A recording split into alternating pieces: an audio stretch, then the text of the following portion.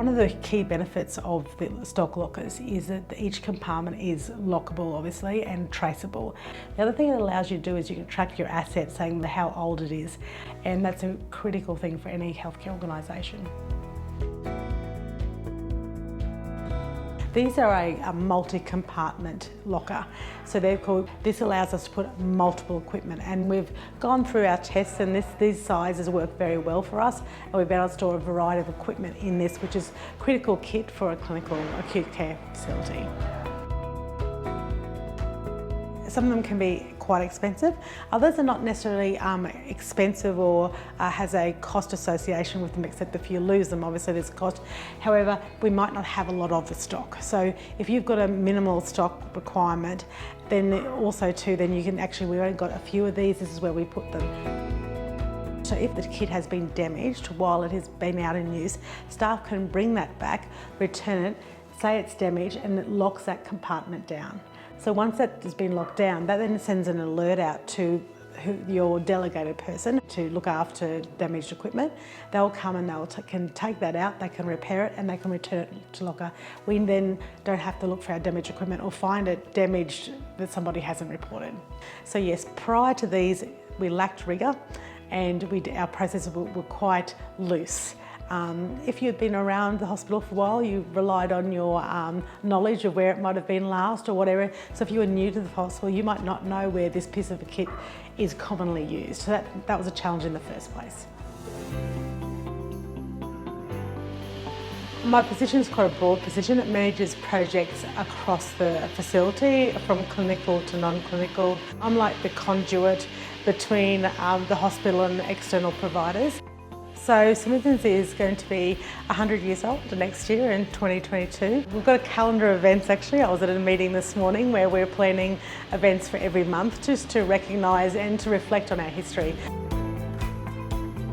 So these are our stock lockers. Our stock lockers basically house equipment. These particular ones house mattresses, and they're normal mattresses. They're a very expensive item for a hospital.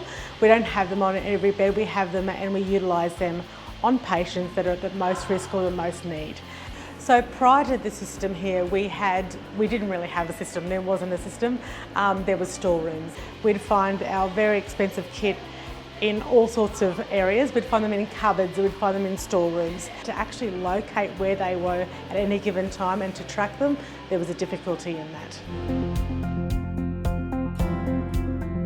Often when you implement something, and I've implemented many projects, and often you're chasing the vendor, your third-party provider. That hasn't been the case. It's probably the other way around.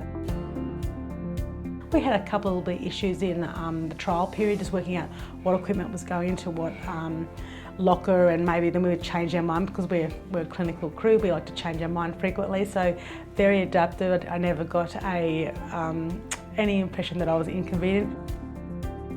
From a management perspective, we do have a platform, a web-based platform that we put staff into. So the people that are going to be utilising those lockers, so you don't have to put the whole organisational staff on there, but key users that will be out getting those equipment in and out and borrowing that.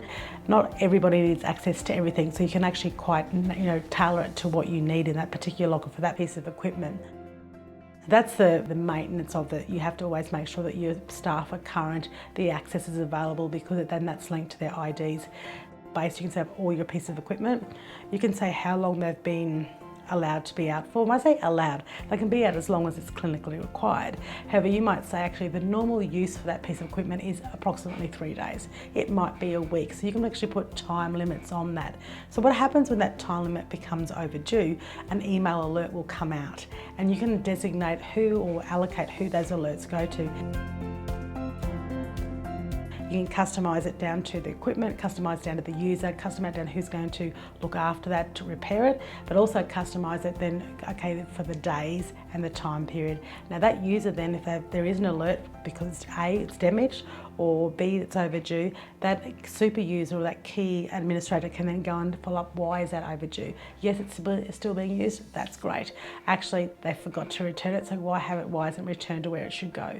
It's the trackability of the system, and it also holds some accountability to the staff as well. So it's making everybody accountable for our kit that's in the hospital.